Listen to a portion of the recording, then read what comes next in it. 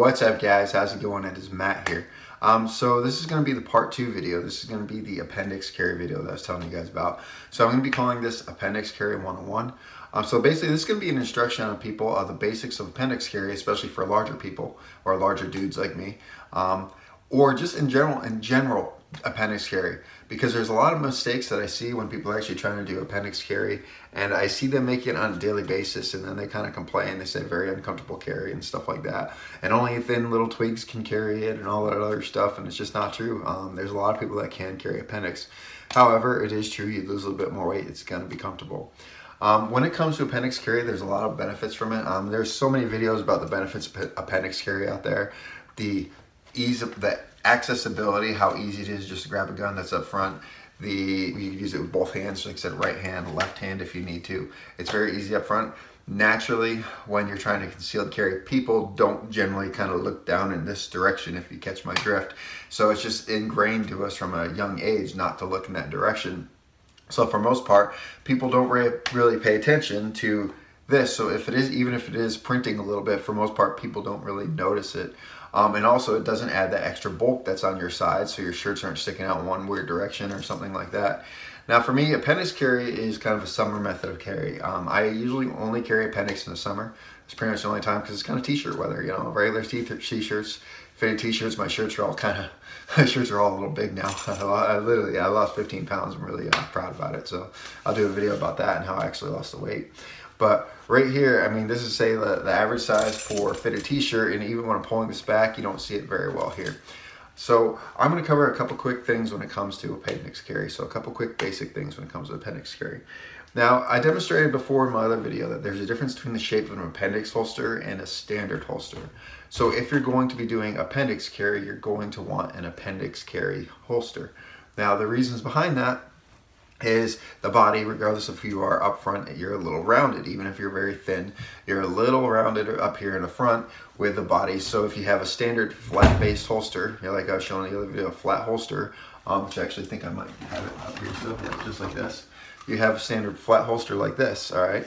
What it does is it pops out. So a demonstration of that, like I said, you're putting it in here, you put it in a shirt, and instead of curving naturally to your body like this, I'll put it down here so you can see it. Instead of curving naturally to your body like this, it actually pops out like that, if you can see it. And that print's giving you a big bump on that. So that is not a good thing. But when it comes to appendix carry holster, the shape is kind of important. Now this holster I'm wearing, I told you guys about last, this is actually called Dirt Rolled Holsters. All right, I'll put a link in the description for it. This is, you know, you can find these guys on eBay and Etsy, so I'll show that to you. But basically, we're gonna show you the very basics of appendix carry and a few tricks and tips. And this really can apply to bigger guys. In general, it applies to pretty much anyone that's gonna be doing appendix carry, but this stuff can really help when it comes to bigger guys. Like I said, I've been doing appendix carry for probably about 2 years, usually for summer carry, and that's when I was about another 40 pounds heavier. So yes, I can, you know, it's a good method. It can be done. So there's a couple of basic mistakes that people make. So we're gonna start with the basic mistake that people make. What they do when they carry appendix, instead of having it up in front, they put it to the side like this, because they think it can naturally fit down to the curvature of your leg. All right, right down here. The problem is when you're bending over, you have a leg down here and the muzzle is digging into your actual thigh, into your femoral artery area, and it makes it very uncomfortable if you're moving or anything like that. So a simple shift like this, putting it a little bit more into the center, right here, when you're bending over, that part of your section isn't moving. Your legs move when you bend, or your legs move when they bend. So that part of this section right here is not moving. It kind of moves with the body, so it fits a little bit more comfortably with the body. Now another big thing, if you saw me just do it there, is it's like this, is if you wear it up too high like this, it's going to stick out. All right, it's going to stick out like that. So what you do is you simply push it down there. Now maybe you guys noticed this, but my belt is very loose. Okay, it's actually very loose. When you're carrying strong side, you literally feel like you got to crank the belt just to keep it close to your body. With appendix, that's another big mistake people do. You don't need a very tight belt for it, which is kind of great. I like having this belt right here, is 511 Tactical, because it's adjustable, so I could quickly adjust it depending on the situation. Say if I eat a little too much or something like that, or if I'm sitting down for long periods of time, it's nice to be able to quickly adjust it and move it in there. So what you do is when you're carrying it, the human body is curved up in the top, okay? It curves up in the top, and then this little, you know, Johnson area, we'll call that, it's a little more curved downward. So it kind of have this like little gap that's in there. Especially with bigger guys, you have there's a big size variance that's in there. So the problem that like bigger guys have when it comes to concealed carry and when it's appendix carry is if it's up here, it's very uncomfortable, it's printing nonstop. If it's down here, your stomach is lessening on it and it's not the most comfortable. So what you need to do is you need to find a balance where you can actually fit it between that little area so it kind of covers it very well. So that's the best way to explain it with that. So the trick is when it comes to appendix carry is carry it farther up in front, all right, farther up in front, and push it down a little bit, all right, pushing it down a little bit with a looser belt. So a looser belt works. When you push it down, then when you cover it, it cannot be seen whatsoever. Now, the part that people complain about is, well, what about when sitting down and bending over and stuff like that too? So the trick for sitting down and bending over is this. You take it and you pull it up, okay? You pull it up because when you sit it down, now it's gonna be in the natural curve of your body. So that's why I like having a constant adjustable belt. When I'm walking around, I shift it down or simply sucking in the gut a little bit and pushing it down and completely covers it, all right? Completely covers it. And whereas standing up, all right, or that's for standing up, it completely covers it. But when you sit down, you might want to. People don't don't say anything when people grab their stuff to sit down and do the stuff like this. So you're simply doing that move that sits down and now makes it comfortable to your body. And I'll do a quick demonstration about that. So I'm gonna adjust the camera real quick and I'll do a quick little sit down demonstration. Now, one thing to keep in mind, okay, I know you see me down here, but just listen. One thing to keep in mind is when you sit down when you're carrying appendix, you don't want to slam your butt down or go down fast because that is going to hurt, especially the dudes out there, that's going to hurt. The trick is simply like this. You walk up to the chair, just like that. I shifted it up here. All right, so like you're driving or something like that, it's completely shifted up here if you see it, and it's actually really comfortable. And another thing too that helps too is you can simply, if you're going to be long periods of time, just loosen it up a little bit. All right, you don't want it too loose because you don't want it flipping out, but you can loosen it up a little bit, and it's actually really, really comfortable. And say if you're driving, doing your little drive-in and seatbelt, it's easy to simply grab and pull up like this. So there are some benefits to having it in front when you're actually driving or sitting down in a restaurant or something like that. Well, like I said, that simple shift, simply shifting it up to my body so it's up higher now, actually makes this very comfortable. And now when you got to stand up, all you simply do is stand up, suck the gut in, push down, all right, and then it's back where it needs to be. The next part I want to talk about is drawing, okay, how to draw the pistol from appendix carry. So this pistol has been cleared, okay, it has been cleared for the prior to the video, so don't freak out, people.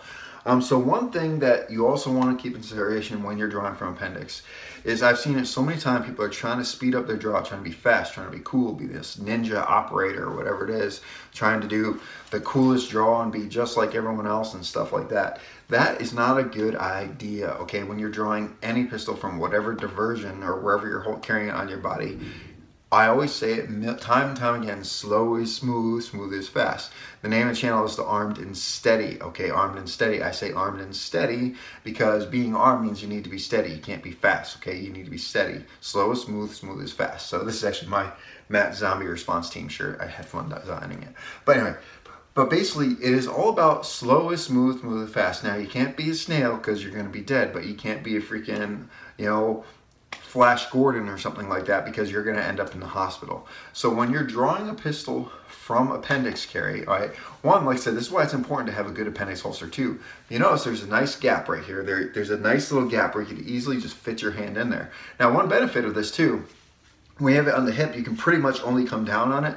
With appendix, you can actually slide your hand on the grip a little bit and you get a little bit more better of a grip on it. So when you're drawing from appendix, it's basically the same motion of drawing standard. The only catch is I do this little different thing. So I shift my body back like this because when you shift your body back, it actually pushes this out a little bit. It pushes it out just a little bit and gives you a little extra draw on it. So I'm sitting there pointing, say I'm getting attacked by whoever this is, by simply moving this in the same method I do it before, two hands lifting up and grabbing down, is the same thing that you do for strong side. However, you're doing it from the front, which actually makes it really easy because your hands are kind of right here. So if someone's coming, simply that, just like that. Now I came down and a simple grip like that, and then I take my elbow and I shift it backwards like this, okay? So from front you can see it a little bit better. So I shift back and bring my elbow like this, and you notice now the pistol I can shoot it from here, okay? I can shoot it from this direction. So simply, just like every other draw, you get a good solid firm grip on it.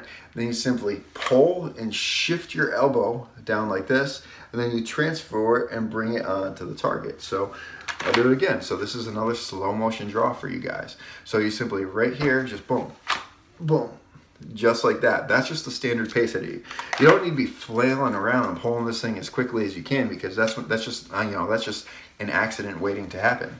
Now, another thing that I like to do too is I like having like an undershirt, like a synthetic undershirt. You don't have to. I just like it. It makes it adds a little bit more of a comfort level to it. But simply having it just like this, pulling it up, bringing it up, and puts it right on target very quickly. It's a very efficient draw when you're doing this. Now, keep in mind too, okay, when you're holstering it, okay, don't be afraid. Don't try to be a ninja. Don't try to be one of these ninjas. When you holster it, it is simple. It's simply like this. You draw, pull it up, boom. You shoot, and it's time to reholster it. So I simply pull it up, look, and put it down there. It doesn't take much to pull a pistol out of the holster. It doesn't take much to put a pistol in the holster. So if something gets in the way, it can pull, make that trigger go off. So pay attention. I mean, you fired, you've done your thing. You've shot the target. Keep an eye on it. You got to know your area. You got to know any other threats. Now it's time to put their pistol away. Say if law enforcement who arrived or something like that. Simply put it down there, pay attention, see what it's doing, and it will go in. And if you need to, when you're doing it, just like the draw, is push it back just like that, and simply putting in. No, you don't need to rush this part of it. You don't need to rush it. That's how people get hurt, is by rushing these little actions. So I hope this helped you out, guys. I really do hope this helped you guys out. When it comes to appendix carry, there are a lot of good benefits that come from it.